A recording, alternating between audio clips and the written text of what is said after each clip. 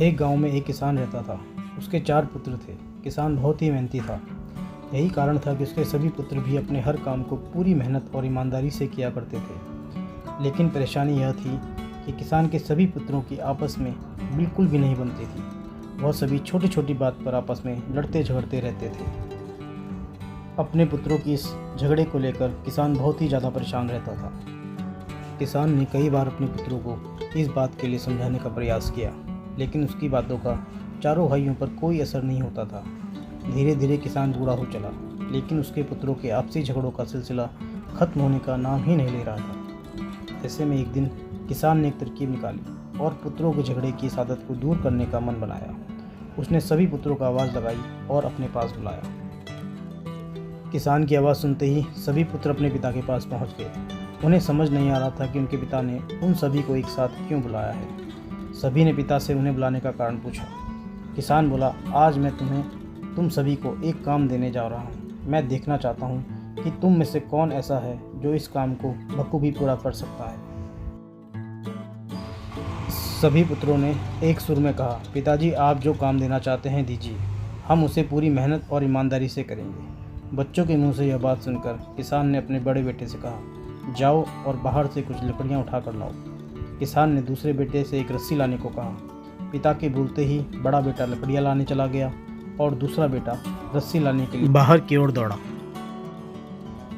थोड़ी देर बाद दोनों बेटे वापस आए और पिता को लकड़ियाँ और रस्सी पकड़ा दी। किसान ने उन लकड़ियों का एक गट्ठर बना दिया।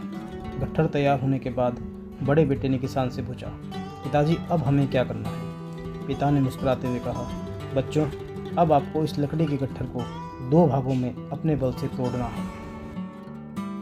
पिता की यह बात सुनकर बड़ा बेटा बोला, यह तो मेरे बाएं हाथ का काम है, मैं इसे मिनटों में कर दूंगा। दूसरे नंबर का बेटा बोला, इसमें क्या है, यह काम तो आसानी से हो जाएगा। तीसरे नंबर का बेटा बोला, यह तो मेरे सिवा कोई नहीं कर पाएगा। चौथा बेटा बोला, यह तुम में से किसी के भी बस का काम नहीं है, मैं तुम सब में सबसे बलवान हूँ, मेरे सिवा यह काम और कोई नहीं कर सकता है। यह कहते हुए किसान ने सबसे पहले लकड़ी के गट्ठर को अपने सबसे बड़े बेटे के हाथ में थमा दिया। बड़े बेटे ने गट्ठर को तोड़ने का बहुत प्रयास किया, लेकिन उसे तोड़ पाने में वह असफल रहा। असफल होने के बाद बड़े बेटे ने दूसरे नंबर के बेटे को वह लकड़ी का गट्ठर थमाते हुए कहा कि भाई मैंने तो प्रयास कर लिया है, यह काम मुझसे नहीं हो पाएगा, तुम ही कोशिश करके देख लो। इस बार लकड़ी का गट्ठर दूसरे बेटे के हाथ में था। उसने भी उस गट्ठर को तोड़ने के लिए एड़ी चोटी का जोर लगा दिया, लेकिन लकड़ी का गट्ठर नहीं टूटा। असफल होने के बाद उसने लकड़ी के गट्ठर को तीसरे नंबर के बेटे को दे दिया और कहा, यह काम बहुत कठिन है, तुम भी कोशिश कर लो। इस बार तीसरे नंबर के बेटे ने भी अपनी पूरी ताकत लगा दी, लेकिन लकड़ी का गट्ठर बहुत मोटा था। इस कारण अधिक बल लगाने पर भी वह उसे तोड़ नहीं पा रहा था। काफ़ी मेहनत करने के बाद जब उससे भी यह नहीं हुआ तो अंत में उसने लकड़ी के गट्ठर को सबसे छोटे बेटे के हाथ में दे दिया। अब छोटे बेटे की बारी थी अपनी ताकत आजमाने की। उसने भी काफ़ी प्रयास किया, लेकिन वह भी सभी भाइयों की तरह उस लकड़ी के गट्ठर को तोड़ पाने में सफल नहीं हुआ। अंत में हार कर उसने लकड़ी के गट्ठर को ज़मीन पर पटक दिया और बोला, पिताजी यह काम संभव नहीं है। किसान मुस्कुराया और बोला, बच्चों अब आप इस गट्ठर को खोलकर इसकी लकड़ियों को अलग अलग कर लो और फिर उसे तोड़ने का प्रयास करो। चारों भाइयों ने ऐसा ही किया। इस बार सभी ने एक एक लकड़ी अपने हाथ में ली और आसानी से उसे तोड़ दिया।